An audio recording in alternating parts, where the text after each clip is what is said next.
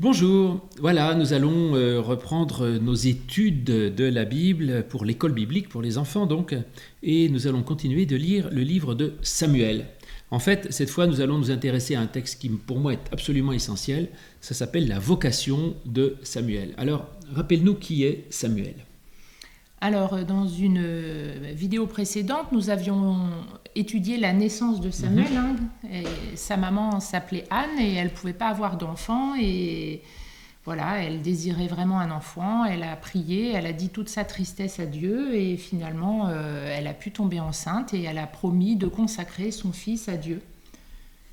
C'est ça. Et donc, le petit Samuel va être élevé au temple, en fait, avec le prêtre qui s'appelait Élie, qui n'a rien à voir avec le prophète Élie, dont on parle un peu plus loin. Élie, Élisée, c'est le même nom. Élie, ça veut dire Dieu et mon Dieu.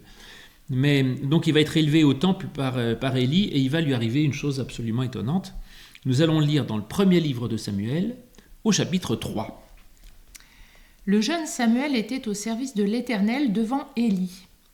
La parole de l'Éternel était rare en ce temps-là. Les visions n'étaient pas fréquentes. Ah, la parole de l'Éternel était rare en ce temps-là. Alors on peut le comprendre de deux manières.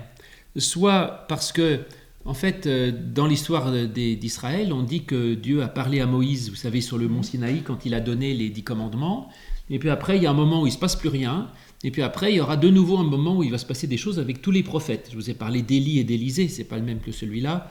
Les premiers grands prophètes, et puis après, il y a tous les prophètes qu'il y a dans la Bible. Effectivement, Ésaïe, Jérémie, Ézéchiel, Daniel, Osée, Joël, etc. Et entre les deux, il y a un moment où il ne se passe pas grand-chose, donc peut-être ça fait allusion à ça. Ou alors, ça peut faire allusion à notre propre vie, parce que chaque fois qu'on lit la Bible, il faut toujours se dire que ça parle un peu de nous, en fait. Et dans notre vie, il y a des moments où Dieu nous parle et des moments où il ne nous parle pas. Il y a des moments où on a l'impression que Dieu ne nous dit rien, où ça ne nous dit rien, ça ne nous parle pas, on est un peu coupé de lui. Donc on peut dire que là, ça correspond à un moment donné où Samuel, il est dans le temple comme quelqu'un qui viendrait chez nous au temple, mais finalement ça ne lui parle pas beaucoup. La parole est rare, il n'y a pas beaucoup de vision, il ne se passe pas grand-chose, donc sa vie spirituelle n'est pas très florissante. Voilà, ça peut arriver. En ce même temps, Élie, qui commençait à avoir les yeux troubles et ne pouvait plus voir, était couché à sa place. La lampe de Dieu n'était pas encore éteinte et Samuel était couché dans le temple de l'Éternel où était l'arche de Dieu. Ah oui, l'arche de Dieu, vous vous souvenez, c'est l'arche d'alliance, c'est-à-dire c'est ce coffre d'acacia recouvert d'or dans lequel ils avaient mis les tables de la loi en particulier. Et donc ça représentait pour eux le lieu même le plus sacré de la présence de Dieu. Alors l'Éternel appela Samuel. Il répondit, « Me voici » et il courut vers Élie et dit, « Me voici, car tu m'as appelé. » Et Élie répondit, « Mais je ne t'ai point appelé, retourne te coucher. » Et il alla se coucher. L'Éternel appela de nouveau Samuel. Et Samuel se leva, alla vers Élie et dit, « Me voici, car tu m'as appelé. » Élie répondit, « Je n'ai point appelé mon fils, retourne te coucher. » Samuel ne connaissait pas encore l'Éternel et la parole de l'Éternel ne lui avait pas encore été révélée. Ah oui, voilà. Alors on va voir la troisième fois qu'il l'appelle, mais en fait, Dieu appelle Samuel. Alors ça, c'est assez étonnant parce qu'aujourd'hui, Dieu, il ne nous parle pas beaucoup de cette façon-là. Ou peut-être qu'on est comme Samuel et on ne l'entend pas trop. Ou alors, oui, on comprend pas trop. Cœur. C'est ça, je pense que Dieu nous parle dans notre cœur. D'ailleurs là, Samuel est le seul à entendre. Parce que Élie, il n'entend rien, donc en fait c'est vraiment une parole intérieure. C'est pas, je ne pense pas que ce soit une parole comme là, que nous vous donnons et dont on parle. Mais en fait, Dieu nous appelle. Alors de quelle manière Dieu nous appelle ? Eh bien, Samuel n'en savait rien. Je pense qu'il avait peut-être pas su, il habitait dans l'église, dans le temple, mais il n'avait peut-être pas eu beaucoup de catéchisme, on ne l'avait pas expliqué, que Dieu en fait n'arrête pas de nous appeler nous-mêmes pour nous dire ce qu'on pourrait faire pour lui ou pour nous parler tout simplement. Mais en fait, c'est pas toujours facile de comprendre que Dieu vraiment nous appelle. Simplement, Samuel comprend qu'il y a quelqu'un qui essaye de l'appeler, il comprend pas très bien qui c'est, il n'a pas encore une grande connaissance de Dieu, c'est ce qu'il dit, mais en tout cas, il comprend qu'il est appelé à quelque chose, et c'est Élie qui va lui expliquer comment réagir par rapport à ça. L'Éternel appela de nouveau Samuel pour la 3e fois. Et Samuel se leva, alla vers Élie et dit, « Me voici, car tu m'as appelé. » Élie comprit que c'était l'Éternel qui appelait l'enfant, et il dit à Samuel, « Va, couche-toi, et si on t'appelle, tu diras, « Parle, Éternel, car ton serviteur écoute. » Et Samuel alla se coucher à sa place. L'Éternel vint et se présenta, et il appela, comme les autres fois, « Samuel, Samuel !» Et Samuel répondit, « Parle, car ton serviteur écoute. » Alors l'Éternel dit à Samuel, « Voici, je vais faire en Israël une chose qui étourdira les oreilles de quiconque l'entendra. En ce jour, j'accomplirai sur Élie tout ce que j'ai prononcé contre sa maison. Je commencerai et j'achèverai. » Voilà la vocation de Samuel, donc Dieu qui appelle Samuel 3 fois.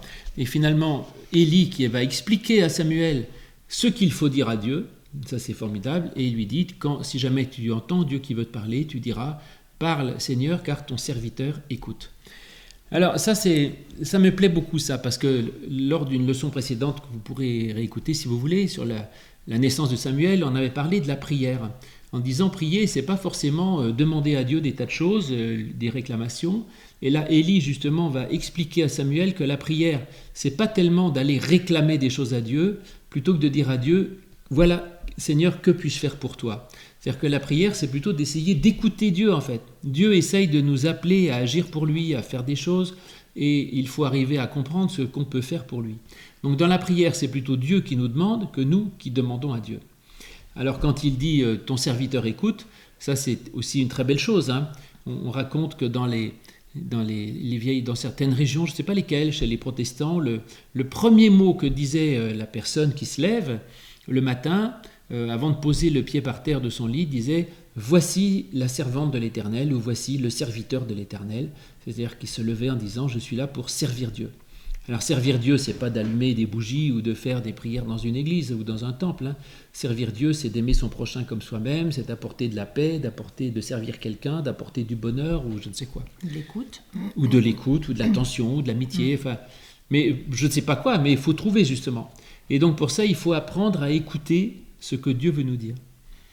Alors vous voyez aussi que la prière, c'est pas facile. Hein. Il a fallu 3 fois à Samuel pour arriver à comprendre comment s'y prendre. Et donc on n'apprend pas à prier tout de suite. Et si vous avez du mal à prier, à entendre ce que Dieu veut vous dire, ben vous voyez, Samuel, il lui a fallu un certain temps. Donc il faut un apprentissage petit à petit pour comprendre ce que Dieu veut nous dire.